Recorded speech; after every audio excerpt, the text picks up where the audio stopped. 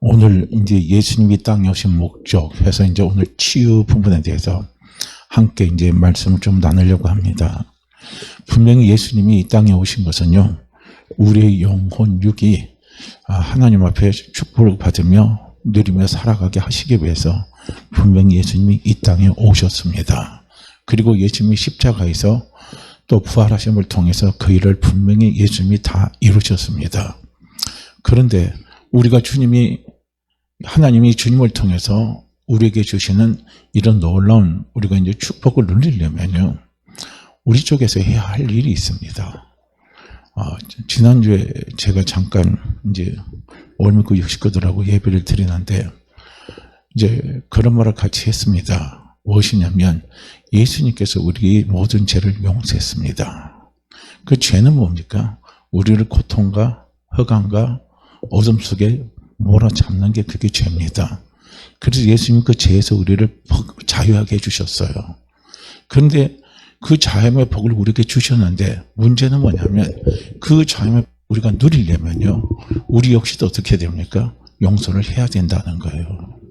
용서를 안 하면 우리는 다시 그 어둠 속에 갇히게 되고 그 고통 속에 갇히게 되고 그 괴로움 속에 갇히게 되기 때문에 안 된다는 거예요.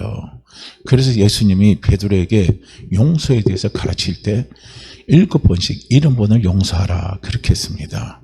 그러니까 그건 뭡니까? 완전히 용서해버리라는 거예요. 그거 마음에 나는 몇 번 용서해야지 그런 건 생각하지 말고 완전히 용서하라는 겁니다. 그런데 실제로 우리가 삶을 살다 보면은 완전한 용서 자체가 우리에게 하기가 참 힘들어요. 내가 용서하면 손해볼 것 같고 내가 용서하면 억울할 것 같습니다. 그런데 실질적으로 저도 지난주 설교를 준비하면서 저도 크게 깨달았어요. 용서라는 걸 이제는 할 수 있는 거예요. 용서를 해야 된다는 겁니다. 왜 용서를 할 수 있고 용서를 해야 되냐면 내가 살기 위해서 용서를 해야 돼요. 내가 자유하게 해서 용서를 해야 되는 거예요. 그렇지 않으면 내가 살지 못하고 내가 자유하지 못합니다. 그러면요, 일이 안 풀려요. 첫째는 내 영적인 일이 안 풀립니다. 내가 용서하지 못하고 계속 쓴뿌리의 마음을 갖고 있으면 하나님과 나 사이에 뭐가 안 돼요? 교제가 안 됩니다. 영적인 소통이 안 되는 거예요. 그래서 용서해야 된다는 거예요. 그리고 그 두 번째는 무엇입니까? 내가 용서하지 못하면 내 자신이 자꾸가 어둠의 굴레에 갇혀있기 때문에 나 자신에게도 힘들고 남들과의 관계도 힘들어져요. 그렇기 때문에 우리는요, 용서를 해버려야 된다는 거예요. 그래서 지난주에 용서하지 못해서 병이 생긴 세 사람의 사례를 말씀을 드리면서 제가 이제 용서에 대해서 말씀을 드렸습니다. 저도 그 세 사람의 사례를 보면서 크게 저도 깨달은 거예요. 이거 용서 못하면 이게 그렇게 나한테 큰 손해구나, 엄청난 손해구나 하는 걸 깨닫고 나니까 그 다음부터는 용서라는 게 이제 제 속에 들어와서 움직이기 시작하는 겁니다. 용서를 해버려야 되는구나, 다 떠내버려야 되는구나, 이제 이것이 딱 돼버리는 거예요. 그래서 우리가 해야 할 일은 뭡니까? 용서를 해야 돼요. 그래야 하나님 우리에게 주시는 영육간의 축복을 다 누릴 수가 있는 거예요. 이게 안 되면 그게 안 되는 겁니다. 그 다음에 이제 두 번째가 우리가 해야 할 일은 뭡니까? 치유를 받아야 돼요. 치유를. 우리가 사람이 살다 보면은요, 상처 안 받은 사람 하나도 없습니다. 그러니까 그걸 쉬운 말로 하려면 내가 내 인생을 살아온 삶을 내가 기록하면 뭐라고 하죠? 사람들? 책 한 권으로도 부족하다는 거예요. 글재주만 있으면 한 권이 아니라 몇 권을 써낼 수 있다는 거예요. 내 인생의 스토리를 쓰자면. 근데 인생의 스토리 대부분이 뭡니까? 상처받은 것들이에요. 우리가 하나님 앞에 나와서 기도할 때 대부분의 기도의 내용이 대부분 다 뭐예요? 상처받은 것들이 참 많습니다. 그러니까 남의 기도 기울여 들어봐야 나한테 상처되고 도움이 안 돼요. 그냥 하나님 앞에 내 기도는 내가 하면 되는 거예요. 그렇게 상처를 우리는 받습니다. 그 상처를 받아요. 큰 상처든 작은 상처든 우리는 그 상처를 다 안고 살아가는 게 우리의 인생입니다. 우리는 상처는요, 태어나자마자 부모에게 받은 상처가 있잖아요. 그 상처가 참 큰 걸 많이 봅니다. 부모가 자녀에게 상처를 많이 줘요. 그리고 또 자식에게 부모에게 받은 상처가 있습니다. 그리고 살다 보면 이웃과의 관계 속에서 살아다 보면 이웃에게 받은 상처가 있고요. 친구에게 받은 상처가 있고요. 직장 생활하다 보면 어떻게 해요? 사람들 사이에서 받은 상처도 있고요. 사업하다 보면 사업하다가 만난 사람들 때문에 받은 수많은 상처들이 우리 속에 다 남아 있습니다. 그래서 그 상처의 군상들을 하나하나 다 끄집어내면요, 그만큼 많다는 거예요. 그런데 우리는 이 상처를 어떻게 해야 됩니까? 치유하고 넘어가야 돼요. 그게 치유하고 넘어가야 됩니다. 그게 이제 치유하고 넘어가지 못하면 그 상처가 결국은 뭡니까? 하나님이 내게 주신 복을요, 그걸 뭐로 만들어버려요? 화로 만들어버립니다. 치유가 안 되면 복이 화가 돼버려요. 하나님은 분명히 복을 줬는데 이 상처가 치유 안 되면 그게 다시 어떻게 합니까? 내가 어떻게 합니까? 화로 만들어버리는 거예요. 우리는 그런 어리석음을 우리는 계속적으로 반복합니다. 그렇기 때문에 우리는 반드시 우리 속에 갖고 있는 상처를 우리는 치유받을 수 있어야 돼요. 그래서 그 상처는 누가 치유합니까? 내가 내 스스로 상처 치유 못해요. 사람에게 받은 상처는요, 우리는 누구에게 치료를 받아야 되냐면 하나님 아버지 앞에 치유를 받아야 됩니다. 아버지 앞에 치유를 받으세요. 반드시 그건요, 치유를 받고 넘어가야 됩니다. 받고 넘어가지 않으면 그게 어느 날 불현도 팍 튀어올라가지고 그것이 하나님이 주신 복을 또 무너뜨려 버리는 거예요. 이게 이제 우리가 삶을 살아갈 때 항상요 나타나는 문제입니다.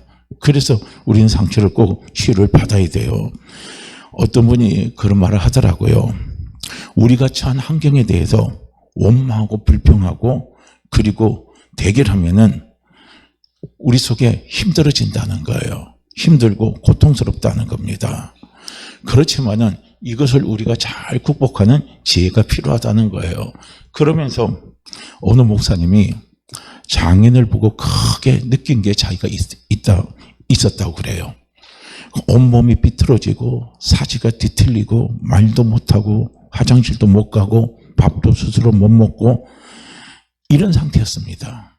이런 상태인 이 장애인이 아이고 내 팔자야 하고요, 우리 엄마 우리 아버지가 왜 나를 이렇게 낳았나 하고요, 그렇게 하면서 엄마 아버지 원망하고 불평하고 살아가고, 그리고 더 나아가서 이 사람이 신앙이라면 왜 다른 사람은 멀쩡하게 만들어놨는데 왜 나를 이렇게 하나님 만들어서 고통스럽게 했냐고 하나님께 원망하고 불평했다면 그 장애인이 스스로 그러는 거예요. 내가 얼마 안 됐으면 죽었을 겁니다. 그런 말을 하더라는 거예요. 그런데 그분이 하는 말에 이 목사님 너무 놀란 게 뭐냐면, 우리가 흔히 팔자 타령 많이 하잖아요. 저도 운명론에 대해서 말하는 걸 저도 참 싫어합니다. 그런데 운명론이, 팔자 타령이 이게요 긍정적으로 작용을 하면요 놀라운 변화의 역사를 가져오는 거예요. 그런 게 이 장애인이 어떻게 했냐면, 이것이 내 팔자라 이거예요. 이것이 내 운명이라고 딱 받아들이는 순간에 마음이 잠잠해지더라는 겁니다. 그리고 나서 하나님 앞에 감사한 거예요. 하나님 나를 이렇게 만들어주시고 나를 이렇게 나오게 하신 거 하나님 앞에 감사하고 하나님 앞에 찬양하면서 달려나가다 보니까요 어떻게 합니까? 자기의 삶이 달라지더라는 거예요. 자기 환경이 바뀌어지더라는 겁니다. 이런 이제 놀라운 역사가 일어나더라고. 그러면서 그 장애인을 만날 때마다 목사님 놀란 게 뭐냐면, 이 사람은 꼭 성자 같더라는 거예요. 그런 상황에서 항상 웃고 항상 밝고 긍정적인 말을 하니까 그게 참 성자 같은 사람이 내가 만났다 하면서 이제 목사님이 잠깐 이제 이야기하는 걸 이제 언급된 부분이 있어서 제가 이제 말씀 한번 드렸는데요. 바로 이겁니다. 우리가 가지고 있는 환경, 내가 처해 있는 조건들이 있습니다. 그 환경과 조건들 때문에 내가 가지고 있는 아픔의 상처 있잖아요. 그 상처를 우리가 치유될 수 있으면 치유하는 게 좋고요. 치유가 안 되면 어떻게 합니까? 그걸 그냥 받아들이면서 하나님 앞에 맡기라는 거예요. 그러면 하나님은 반드시 그 상처를 하나님이 잘 사용하셔가지고 마침내 하나님 별이 되게 하는 거예요. 별이 되는 건 뭡니까? 하나님의 영광을 나타나게 하는 도구로 하나님이 쓰신다는 거예요. 그게 하나님이 아브라함의 자녀들을 하나님이 주시겠다고 약속을 하실 때 하나님이 아브라함을 텐트 바깥으로 끌어내시고, 그리고 아브라함에게 뭘 보냐면 하늘의 무별들을 보라 이거예요. 네 자손들을 내가 이렇게 별과 같은 자손들을 너에게 주겠다는 겁니다.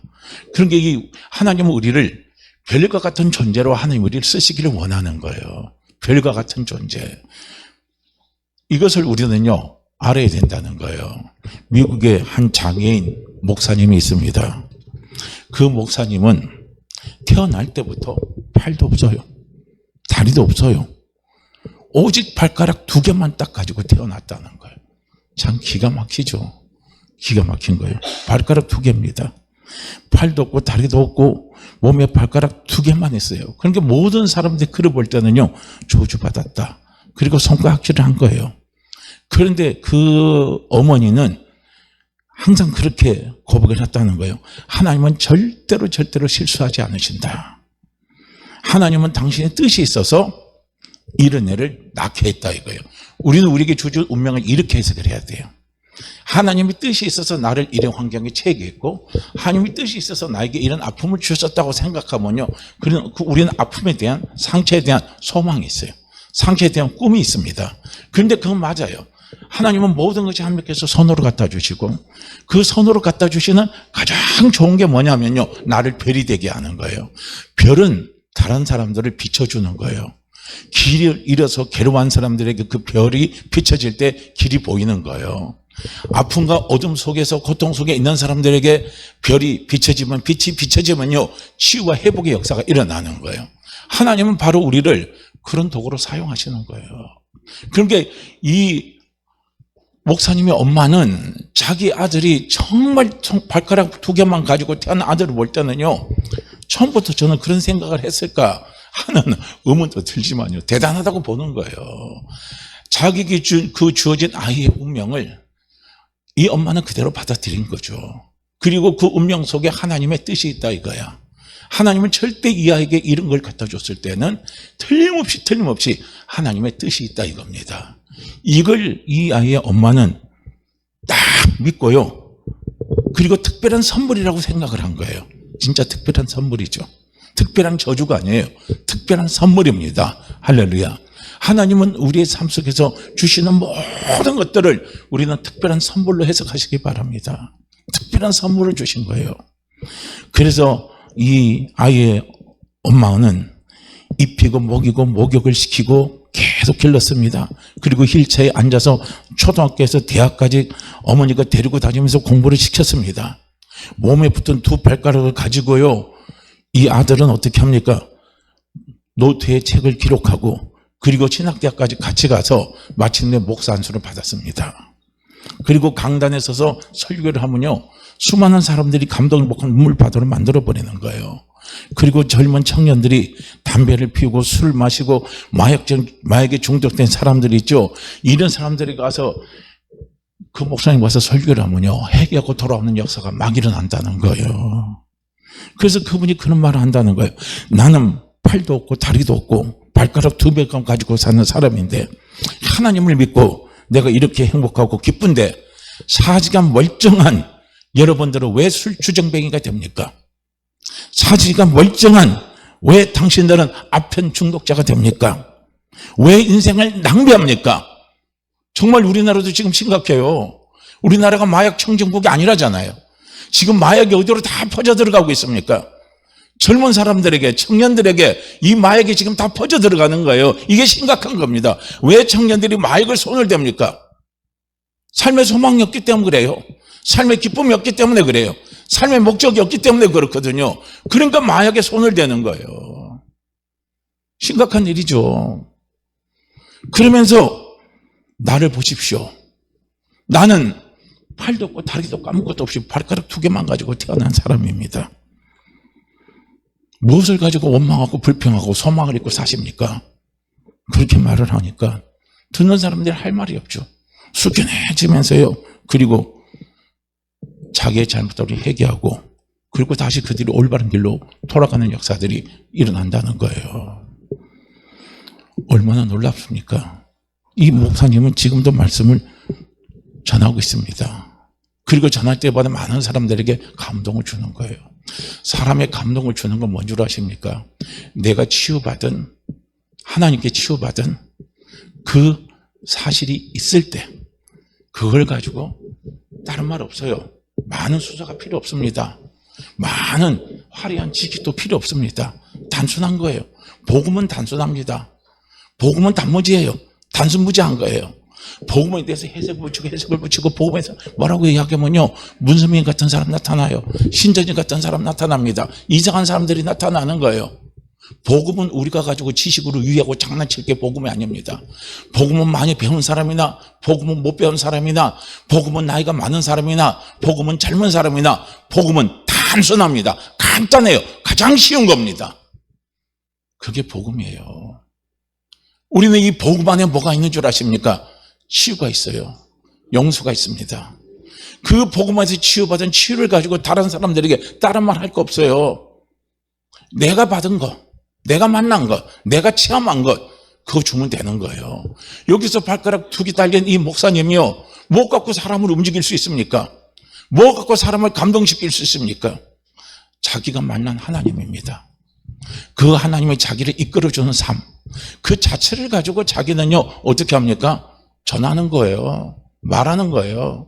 그러니까 그걸 듣는 사람들이 감동이 오는 거예요. 감동이요. 사람을 감동시키는 건요, 지식 갖고 안 되는 거예요. 사람을 감동시키는 언어 유희 갖고 되는 게 아니에요. 사람을 감동시키는 순수함이 있어야 되는 거예요. 사람을 감동시키는 것은 순수함의 그 체험 속에서 나오는 그것이 사람을 감동시키고 움직이는 거예요. 나는 감동시키는 능력이 없다고 생각하지 마세요. 하나님이 우리와 함께 하시고 성령님이 우리와 함께 하시는 그 자체가요, 우리에게는 사람을 감동시킬 수 있는 능력이 있어요. 그 능력을 하나님 무엇을 통해서 사용하시냐면 우리의 상처를 통해서 사용하신다는 거예요. 내 상처가 성령님을 통해서, 내 상처가 하나님을 통해서, 우리 아버지를 통해서 이 상처가 우리가 회복되고 치유되면요, 그 자체가 어떻게 합니까? 사람을 감동시키는 역사를 일으킨다는 거예요. 저는 제주도에 있을 때요, 우리는 한경면이고 한경면보다 조금 더 있는 게 한림읍이라고 있습니다. 그 한림읍에 한림교회가 있어요. 그 장로교회인데, 근데 그 교회에 가장 남편이 일찍 여의고 가장 오래 홀로 가부로 가장 오랜 시간을 지낸 권사님이 있습니다. 그 권사님이 처음에 남편을 잃고 난 다음에 결혼하자마자 나이 20대의 남편을 잃었으니 뭐 얼마나 삶이 힘들고 얼마나 고통스럽겠어요. 그러니까 왜 이 나이에 하나님 나를 이렇게 가부로 만들고 내 남편 일찍 데려가서 나를 이렇게 힘들고 고통스럽게 하나님은 나를 만드십니까? 하고 하나님께 원망을 했대요. 그런데 하나님이 그분을 치유하시는 과정이 있는 거예요. 어떻게 치유하냐면 이상하게 그 교회는요, 가부들이 자꾸 오더라는 거예요. 남편을 잃은 사람들이 자꾸 오더라는 거예요. 그런데 남편을 잊은 사람 오니까 그 권사님도 남편을 잃고 혼자 지금 살아오잖아요. 그러니까 그 사람들 올 때요, 뭐 목사님은 단에서 뭐라고 말을 해도요, 아무것도 안 돼요. 전달이 안 돼요. 그런데 홀로 사는 그 구역 식구들, 홀로 사는 그 교인들 힘들어할 때 그 권사님이 찾아가요. 찾아가서 아무 말도 안 한대요. 그냥 두 손을 딱 잡고요, 있으면 그 권사님 눈물을 뚝뚝 흘리는 거예요. 왜 눈물을 흘리겠습니까? 자기가 살아온 삶이 힘들고 당신 삶도 지금 얼마나 힘든가를 생각하니까 눈물이 뚝뚝 난다는 거예요. 그러니까 거기서 그 힘든 사람들이 치유를 받아버리는 거예요. 회복을 받아버리는 거예요. 바로 그거예요. 저도 마찬가지인 겁니다. 저도 개척을 해보니까 너무 힘이 들어요. 너무 고통스러워요. 그게 지난번에 좀 시간 몇 년 됐지만은요, 지금도 그 목사님 너무 힘들어요. 너무 안 돼요. 지금도 보니까. 개척 예배당인데 사모님하고 조그만 애 하나 있고 사모님은 또 임신해 있고, 그리고 목사님 사모님 4살이 나와서 인사를 하는데 왜 이렇게 눈물이 줄줄 나오는지 모르겠어요. 너무너무 눈물이 나와요. 야, 저거 힘들어서 어떻게 힘드나. 저 애 임신하고 있고 저 애 있는데 저거 어떻게 끌어갈까. 그 생각하니까요, 그냥 눈물이 나요. 눈물이 나. 이번에도 우리 교육자에 갔을 때 인천중앙교회에서 교육자를 했어요. 그 목사님 말에 참 많은 분들이 공감할 수도 있을 거예요. 그 목사님도 개척을 했어요. 서울 강남에서 개척했대요. 지하교회에서 개척을 했대요. 그래서 말씀을 열심히 준비하고 뭐 하고 다 했는데도 콧물을 던졌는데도 고개가 안 잡히더라는 거예요. 그러니 얼마나 힘들어요. 거기 나와서 결국은 지하교회가 소원하는 게요, 지상으로 올라오는 거예요. 올라서 몇 층으로 올라가는 건지 일단 지상으로 올라오는 거예요. 지상으로 올라오면 돈 없으면요 4층 5층으로 가는 거예요. 그럼 4층 5층 교회 목사님의 꿈이 뭔 줄 아십니까? 2층이나 1층으로 내려오는 거예요. 4층 5층 올라가면요 사람들이 안 와요. 엘리베이터가 돼 있어도 안 와요. 바로 들어가고 바로 들어가는 거예요. 했는데도 4층에 올라갔는데 나왔어요. 안 되더라는 거예요. 너무 힘들다라는 거예요. 그 베드로를 비유로 해서 그 말을 하는 거예요. 열심히 전도하고 열심히 설교 준비하고 다 이거 던졌는데도 맨날 빈물, 맨날 빈 건물, 맨날 빈 그물이 자기에게 찾아오는 하루하루 당할 때마다 자기는 너무 힘들고 고통스럽더라는 거예요. 그러다가 그분이 생각지 않게 그 인천중앙교회는요 우리 지방에서 그래도 세 번째 큰 교회입니다. 규모가 나가는 교회예요. 근데 뜻하지 않게 국외 목사님으로 청빙이 온 거예요. 그 하나님이 뭘 보시느냐? 그 목사님 절개 핵심이에요. 힘들고 어렵더라도 어떻게 해요? 그물을 던지는 거예요. 준비해서 그물을 던지고 준비해서 그물을 던지는 거예요. 던질 때 하나님이 나중에 그렇게 하시더라. 그런 말을 할 때요. 우리가 작은 데서 큰 교회로 온 게 중요한 게 아니라 저는 그것을 보면서 난 그 목사님을 하나님 치유하시면서 그 목사님이 그런 부분을 자기가 경험했기 때문에 어렵고 힘든 밑바닥에 있는 목사님의 삶을 이해할 수 있으리라 보는 거예요. 그러면서 어떻게 합니까? 함께 살리면서 상생해 갈 수 있는 저는 그런 목사님으로 하나님이 그 목사님을 쓰셨으면 좋겠다 하는 생각이 들더라고요. 이게요. 그거예요. 우리에게는 그런 게 있는 거예요. 우리에겐 상처가 다 있습니다. 힘듦이 다 있어요. 그러나 우리는 꼭 기억할 게 무엇이냐면 그 상처를 하나님 앞에 우리는 내놓고 치유를 받아야 된다는 거예요. 우리는 우리 자신도 모르게요. 우리 안에 있는 울고 있는 아이가 있다고 그래요. 울고 있는 애가 있다고 그럽니다. 그 울고 있는 애가 뭐냐면 어렸을 때 부모로부터 어렸을 때 친구로부터 청년 때 누구에게 받은 상처 때문에 울고 있는 내 자아라는 거예요. 우리 속에 울고 있는 그게 있다는 거예요. 그 울고 있는 그 어린아이를 바깥으로 끄집어내야 된다는 거예요. 끄집어내고 바깥에서 막 울게 해버려야 된다는 거예요. 그러면서 거기서 치유를 받아야 된다는 거예요. 치유가 회복되지 않으면요 하나님 아버지가 아무리 예수 그리스도를 통해서 우리에게 축복을 약속하셔도 우리는 그 축복을 뭘로 다 깨는 줄 아십니까? 화로 다 깨는 거예요. 화로 다 깨버려요. 그러니까 우리는 축복을 못 누리는 거예요. 못 누리고 우리는 또 어떻게 오해합니까? 하나님이 복을 주신다 해놓고 왜 나는 복을 안 주냐 이거예요. 하나님 언제는 복을 주시고 하나님 언제는 그 복을 뺏어 가시느냐 또 그렇게 오해를 해요. 하나님 절대 그런 분이 아닌 거예요.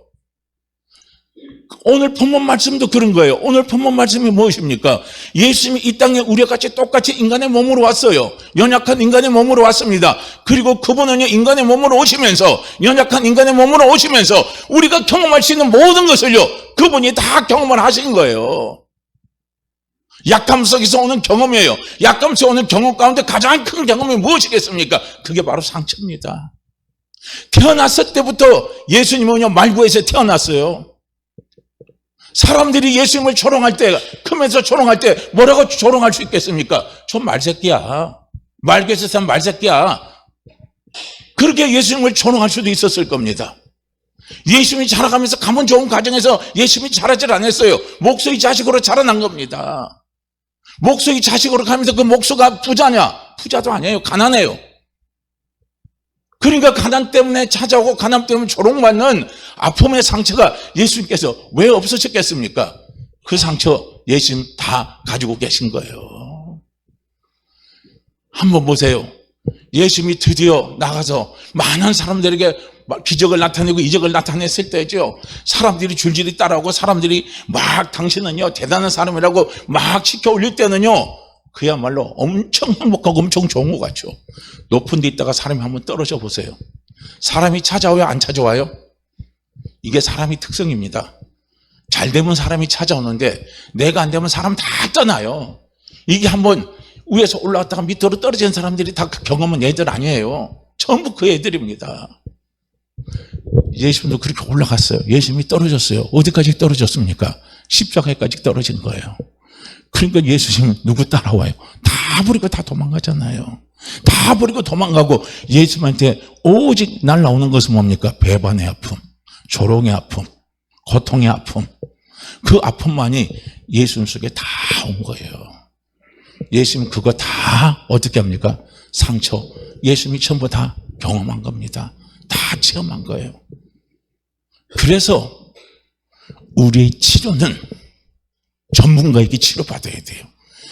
치료를 전문가가 치료할 수 있는 치료는 뭡니까? 지식 갖고 치료하는 사람이 아니라는 거예요. 그걸 내가 체험하고 다 안고 거기서 극복한 사람을 찾아갔을 때 그 사람에게 치유의 역사가 나타나는 거예요. 왜냐하면 이해를 하잖아요. 공감을 하잖아요. 이해를 하고 공감을 하니까 어떻게 합니까? 동정하는 거예요. 동정하니까 예수님은 아파하는 나, 힘들어하는 나, 고통받는 나, 그 나를 보면 예수님이 어떻게 해요? 울고 계시는 거예요. 울고 계시는 걸 웃고 계시는 거예요. 왜 우십니까? 내 아픔을 공감하시기 때문에 그래요. 내 힘듦을 공감하시기 때문에 그렇습니다. 그걸 우리는 볼 수 있어야 돼요. 예수님이 십자가에서 실패했다면 그냥 그건 끝난 거예요. 그렇지만 예수님은 그 아픔과 모든 상처를 다 부활을 통해서 그분 다 치유를 했잖아요. 그러니까 그분은 우리를 치유할 수 있는 능력이 있으신 분이에요. 경험했기 때문에. 우리를 이해한다는 거예요. 내가 어떤 모습, 어떤 위치에 있다 할지라도 그분은 나를 이해해요. 내가 왜 욕쟁이가 되고, 내가 왜 사람을 때려 죽이는 사람이 되고, 내가 왜 도둑놈이 되고, 내가 왜 남한테 상처 주는 말만 골라서 하는지. 어떤 사람은 그런 사람이다. 말만 하면 상처 주는 사람이 있어요. 이상하게 말을 하면요, 꼭 꽉 꼬집어갖고 꼭 속을 딱 훑어갖고 꿰내는 사람이 있어요. 희한하게 그런 사람이 있습니다, 가면요. 왜 그래요? 왜 자기 잘난 척만 하고 자기 잘난 척만 하는 그런 사람도 있어요. 우리가 되돌아보면 그래요. 왜 저 인간은 늘 가면 자기 잘난 척만 한다는 거예요. 그것도 뭐가 있는 줄 아십니까? 자기 상처가 있는 거예요. 저는 알았어요. 제 친한 친구, 신학교 동기입니다. 그 친구가 얼마나 성경을 많이 읽는 줄 알아요? 얼마나 기도를 많이 하는 줄 아닙니까? 얼마나 책을 많이 읽는 줄 알아요? 같이 가르친 교수하고요, 뭘 해도 안 줘요. 나중에 알았어요. 왜 그런 줄? 자기 방어더라고요. 자기가 일찍 어머니 아버지 다 여기 혼자 살았기 때문에 남한테 무시 안 받으려고, 무시받으면서 살았던 삶이 있었으니까 무시 안 받으려고 그 성을 쌓은 겁니다. 그 성을 쌓은 거예요. 그 성이 무너지면 자기는 죽는 줄 알았다는 거예요.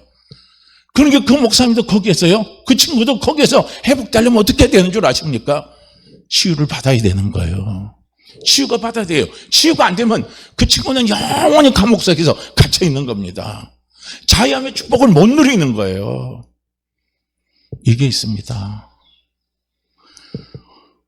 우리가 하나님이 주시는, 예수 그리스도 통해서 하나님 우리에게 주시는 그 성탄의 진짜 큰 축복을 누리려면 우리는 어떻게 해야 돼요? 치유받아야 돼요. 내 아픈 상처를 내놓고 우리는 그 상처를 전부 다 치유를 받아야 된다는 겁니다. 그 상처를 치유받지 않으면요, 내 속이, 내 심령이 상합니다. 내 마음이 상해요. 성경은 뭐라고 말합니까? 잠언서 17장 22절에서 마음이 즐거우면 양약이 돼도 마음의 슬픔, 마음의 괴로움, 마음의 고통이 있으면 뼈가 마르게 한다는 거예요. 뼈가 마르게 해요. 뼈가 마를 정도면 내 살도 마르는 거예요. 내 살들도 녹아 없어져 버리는 거예요. 그래서 뭐가 생깁니까? 질병이 생기는 거예요. 그래서 병이 찾아오는 겁니다. 뼈가 녹을 정도인데 몸이 안 녹았습니까? 몸이 견뎌내겠습니까? 절대로 몸이 견뎌내지를 못합니다. 내가 건강이 회복되고 내가 건강이 회복되려면 첫째는 내 마음에 즐거움이 있어야 돼요. 내 마음에 즐거움이 있으려면 어떻게 합니까? 내 속에 받았던 상처들이 우리가 치유되는 역사가 일어나야 되는 거예요. 그게 치유되지 않으면 내 마음에 즐거움이 없어요. 즐거운 것 같은데 또 괴로운 거예요. 즐거운 것 같은데 또 힘든 거예요. 지난번 교육자회 갈 때 이제 그분하고는 제가 지방회장 할 때는 좀 자주 만났어요. 그분이 제일 큰 거에 목회를 하시다가 은퇴를 했거든요. 그래서 저는 그분 항상 볼 때 온화한 모습이에요. 늘 온화한 모습이야. 목사님 하면서 서로 올려가고 다 이렇게 해야죠. 그래 항상. 그래서 그분 항상 마음에 오나는 줄 알았어요. 근데 이번에 가서 식사 끝나고 옆에 앉아 차를 같이 마시는데 그분 속에서도 뿌리가 있네. 뿌리가 있는 걸 알았어요. 뿌리가 있더라고요. 그분도 영성사에 가신다고 하는데 영적 전쟁한다고 하셔요. 야, 그래서 그래요. 목사님도 그게 있으셨네요. 그러는 거. 그러면서 옆에 이제 같이 있던 목사님 한 분이 청년 때부터 그 목사님 밑에서 배운 거예요. 목사님 나도 봤어요. 뭘 봤어? 그러니까 목사님이 부목사님 있을 때 담임 목사님한테 뭘 혼나신지 몰라도 교회 바깥에 나면 성질 나고 깡통을 발로 뚫고 차는 걸 봤습니다. 그러니까 그 목사님 뭐라는지 내가 언제 그랬어? 나 그런 거 없어. 아이 목사님 다른 사람 하나도 안 보고 나만 봤어요. 그러고 다 끝내는 상처가 있는 거예요. 상처가. 이 상처가 우리가 치유가 돼야 되는 거예요. 하나님 앞에 내놓고 치유해야 됩니다. 그렇지 않으면 내 심령이 상해요. 내 심령이 상하면 내가 내 명에 못 살아요.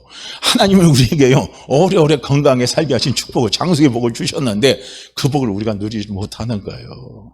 그러니까 우리는 하나님 앞에 갖고 있었던 뭐냐면요 상처들은 하나님 앞에 내놓고 치유를 받아야 된다는 겁니다. 그래서 우리는 하나님 그냥 치유도 그거예요.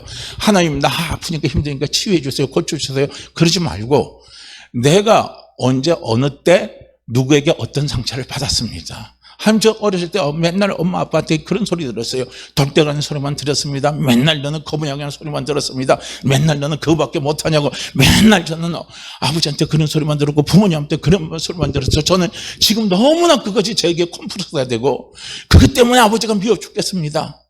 아버지가 그때 나한테 긍정적인 소리만 해줬고 계속 너는 잘 된다는 소리만 해줬다면 내 머리가 항상 밝게 자식 있게 살아갈 수 있는데 맨날 아버지는 나를 눌렀습니다. 나를 짓눌렀습니다. 그 눌림 때문에 지금도 내가 상처가 되었고 불쑥불쑥 쏟아서 내 자식에게도 쏟아내고 다른 사람도 쏟아내는 이런 일들이 있습니다고요. 우리는 하나님 앞에 내 상처의 근원을 내놓고 기도해야 돼요. 하나님 그런 나를 치유해 주세요. 그런 나를 고쳐주세요. 그런 나를 치유하시고 그런 나를 고쳐달라고 하나님 앞에 내놓고 기도할 때요 그때 하나님의 치유의 역사가 나타나는 거예요. 그 치유가 딱 일어나고 나면요 그것이 싹 사라지는 거예요. 그런데 우리는 그러진 않잖아요. 그냥 안고 살아가는 거예요. 그런 부모님 만났으니까. 그런데 그게 불현듯요 내 속에 어느 날 갑자기 불끈불끈 드러나가지고 그것이 나의 삶을 파괴해버리고 내 삶을 힘들어버리게 만들어버리고 하나님의 축복을 깨버리는 그런 역사가 일어나 버립니다. 그렇기 때문에 우리는요 치유를 받아야 된다는 거예요. 그리고 예수님이 치유하게 오신 거예요. 그래서 우리의 연약함을 그분이 다 담당하신 겁니다. 우리를 동정하시는 거예요. 우리를 국리를 여시는 거예요. 그래서 내 은혜의 보좌 앞에 나와라 이거야. 우리는 은혜의 보좌 앞에 나가면 은혜 중에 저는요 큰 은혜가 뭔 줄 아십니까? 돈 많이 벌게 하는 게 또 은혜가 아니에요. 병 고쳐주는 것도 은혜가 아닙니다. 근본적인 치유가 되는 게 은혜예요. 그게 회복이 돼야 되는 거예요. 은혜 보좌 앞에 나가서 하나님 나 회복시켜주세요. 나 이렇게 아파요. 나 지금도 그때 힘들어요. 그래서 내가 너무 개똥스러워. 그래서 내 성격이 이렇게 갑박해졌어요. 그래서 내가 남한테 이렇게 안 좋은 소리가 나가요. 그거 하는 거 하나님 다 아십니다. 우리의 심령을 살피시는 하나님 아버지는요 그 연약함 속에 나오는 그걸 아버지는 다 알아요. 알기 때문에 그 아버지를 통해서 우리가 치유를 받아야 된다는 거예요.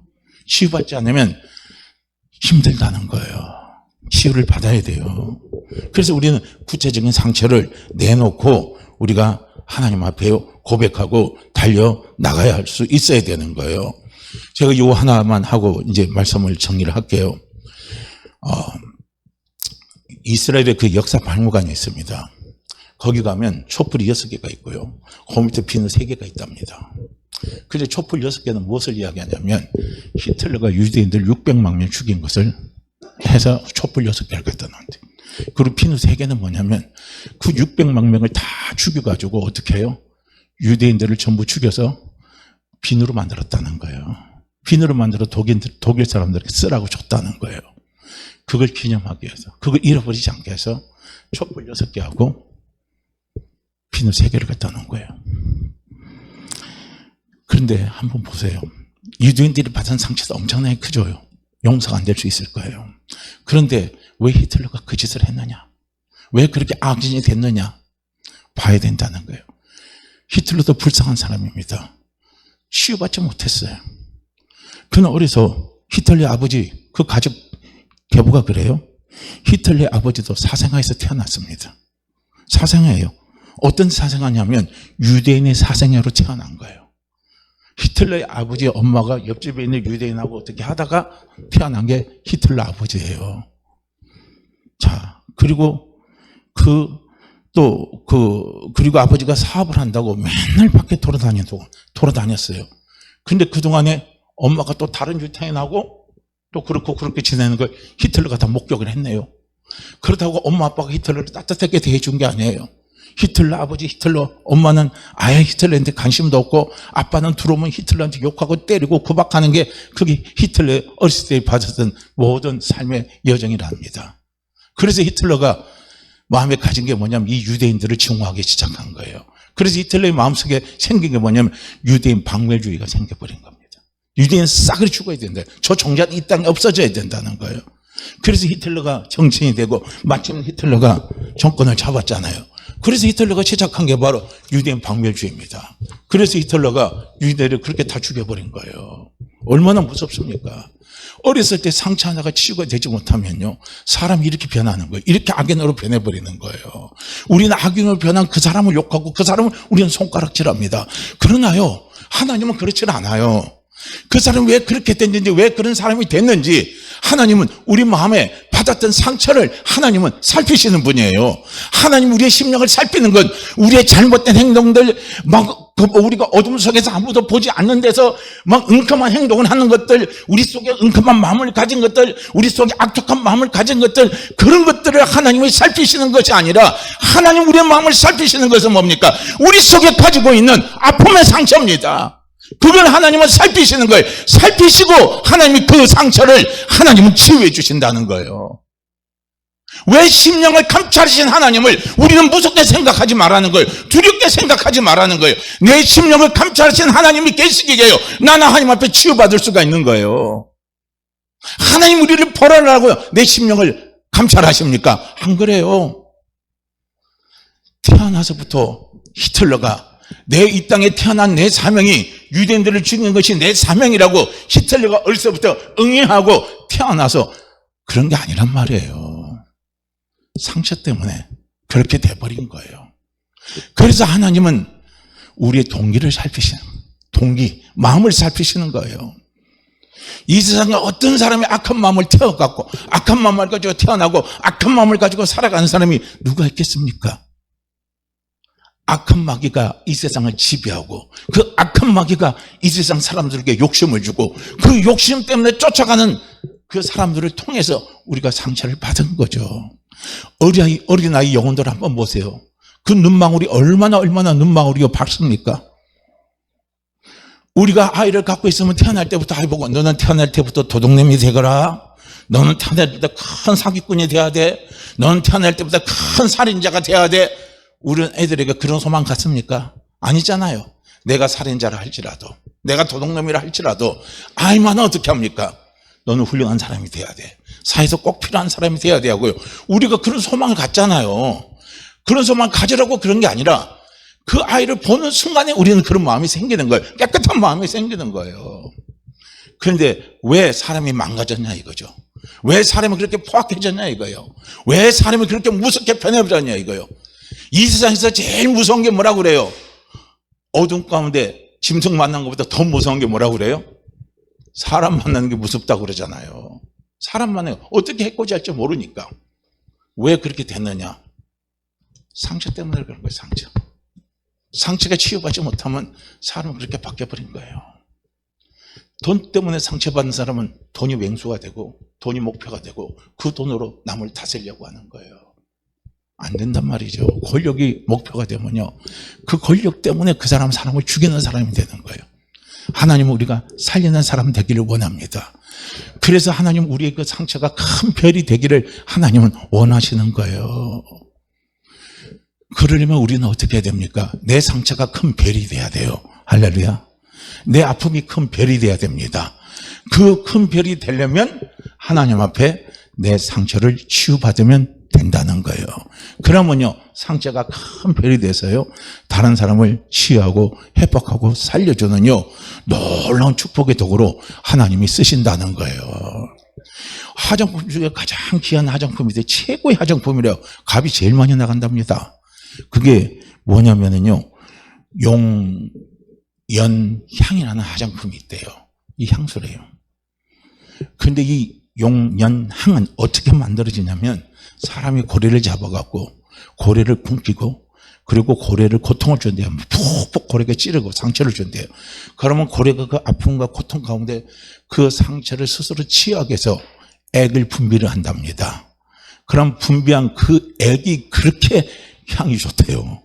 그래서 그 향수가 그렇게 값지고 그렇게 비싸다는 거예요. 바로 이겁니다. 아픔과 고통, 상처 치유받으면 별이 됩니다.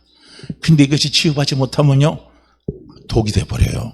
하나님 주신 복도 화로 만들어버려요. 다 깨버립니다. 정말 상처 치유받지 못하면요, 하나님 주신 복을요, 우리가 쪽박으로 만들어버려요. 그래도 우리는 깨달지 못하죠. 하나님 왜 복 주셨다고 왜 나를 쪽박으로 만듭니까? 우리는 그렇게 원망해요. 아니에요. 상처 치유받아야 됩니다. 할렐루야. 치유받으셔야 돼요. 그래서 서양 속담에 상처는 별이 된다는 속담이 있답니다. 상처가 별이 돼요. 얼마나 놀랍습니까? 하나님 우리의 상처를 별이 돼서 하나님은 쓰시기를 원하시는 거예요. 그래서 큰 병을 오래 앓다가 나은 사람은요, 환자들을 사랑하게 돼 있습니다. 그냥 병 앓고 있는 사람 보면요, 눈물이 나는 거예요. 이해가 되는 거예요. 옛날에 자기가 아주 가난하고 배고픈 시절을 겪어본 사람은요, 가난한 사람을 동정합니다. 배고픔이 뭔지 알거든요. 힘듦이 뭔지 아는 거예요. 사업에 실패해서 밑바닥에서 깨지고 당한 사람은요, 사람에게 사기당해서 당한 사람은요, 그 일을 당한 사람의 심정을 알거든요. 마음을 알아요. 하나님은 그걸 활용해서 하나님이 쓰시는 거예요. 하나님이 그것을 사용하십니다. 그래서 하나님 앞에 그 받았던 모든 상처들이 치유되면 아름다운 별이 되지만요, 그 상처가 치유되지 못하면 우리 속에 고통과 아픔과 괴로움이 남아서 결국은 그것이 내 인생의 독이 됩니다. 내 마음에 독이 되고 내 육신에 독이 돼서 힘들게 만들어 버린다는 겁니다. 그러게 우리 사랑하는 성도님들, 상처는 반드시 나쁜 건 아닙니다. 전제는 뭡니까? 치유되면 돼요. 치유되지 않으면 나쁜 거예요. 근데 치유되면 상처는 절대로 나쁜 게 아닙니다. 별이 돼요. 근데 그 상처를 치유하는 길이 있습니다. 다른 데서는 전부 다 불치해서 못 고친다 할지라도 하나님 앞에 가면요, 못 고치는 게 하나도 없어요. 우리 주님 앞에 가면 못 고치는 게 하나도 없습니다. 내놓고 통곡해 보세요. 내놓고 울면서 통곡해 보세요. 내놓고 울면서 하나님 앞에요, 기도해 보세요. 하나님은 그 상처를 다 치유하시고 어루만져 주시고 싸매 주셔서요, 별이 되게 만들어 주시는 거예요. 그러게 우리 사랑하는 성도님들, 내 과거에 앉아있던 상처들을 그냥 지나가는 것처럼 내 가슴에 묻어두지 말아요. 묻어주면 또 나와요. 또 지나면 툭 튀어나옵니다. 그 상처를 하나님 앞에 다 끄집어내고 치유받기를 원합니다 하고 치유를 해달라고 기도하시기를 바랍니다. 그럼 하나님은 그 상처를 다 치유해 주시는 거예요. 우리가 치유받아야 삽니다. 치유받아야 별이 되는 거예요. 하나님은 내가 별이 되기를 원하십니다. 그러게 아니면 반드시요, 내 상처를 전부 다 하나님은 치유해 주십니다. 할렐루야. 그러게 이제 생각하고 내가 받은 과거의 상처들이 있다면 하나하나 기록해 보세요. 저도 이 말씀을 준비하면서요, 제가 받았던 상처들을 다시 한번 떠올려보는 거예요. 떠올려보니까 자라면서 아버지한테 받았던 상처, 또 커서 사람과의 관계 속에서 받은 상처, 그 상처 때문에 내가 내 자신이 어떻게 반응하고 나타나는 것들이 보이는 거예요. 저 사람은 왜 조명이 아니라 그 상처 때문에 그 반응이 나타나는 거예요. 아, 이거 전부 다 하나님 앞에 내놓고 전부 다 치유받을 것들입니다. 다 치유받아야 돼요. 그래서 그것이 용서와 치유가 돼야 어떻게 합니까? 하나님 우리에게 주신 복을 우리가 제대로 소유하고 그 복을 누리고 그 복을 통해서 별이 되는 거예요. 할렐루야. 그런 귀한 축복을요, 우리 모두가 다 누리며 살아가기를 주의 이름으로 축복합니다. 자, 우리 15절 말씀 우리 함께 같이 읽고 기도합니다. 15절입니다. 함께 읽죠. 우리에게 있는 대제사장은 우리의 연약함을 동정하지 못하실 이가 아니요 모든 일에 우리와 똑같이 시험을 받으신 이로되 죄는 없으시느니라. 우리에게 있는 대제사장은 우리의 연약함을 동정하지 못하실 이가 아니요 모든 일에 우리와 똑같이 시험을 받으신 이로되 죄는 없으시느니라. 우리에게 있는 대제사장은 우리의 연약함을 동정하지 못하실 이가 아니요 모든 일에 우리와 똑같이 시험을 받으신 이로되 죄는 없으시느니라. 아멘. 우리 이 시간 함께 같이 기도합니다. 하나님, 주님 나를 치유하시기 위해서 이 땅에 오셨습니다. 내 치유자가 되시기 위해서 주님 십자가 지셨습니다. 내 치유자 되시기 위해 주님 부활하셨습니다. 내 치유자 되시기 위해 주님 승천하셔서 성령님 보내주셨습니다. 성령님 내 속에 갖고 있었던 그 아픔의 치유들을 그냥 내 가슴에 묻고 지나가지 않게 도와주시옵소서. 내 가슴에 내가 받아왔던 그 치유의 상처들을 하나님 앞에 다 내놓고 그 상처를 치유받기를 원하는 마음의 소원이 일어나게 하여 주시옵소서. 그래서 마침내 하나님으로부터 치유받고 장염을 얻고 마침내 상처가 큰 별이 되는 축복을 누릴 수 있도록 도와주시옵소서. 우리 주여 한번 외치시고 기도합니다. 주여, 할렐루야. 하나님 아버지, 할렐루야 아버지.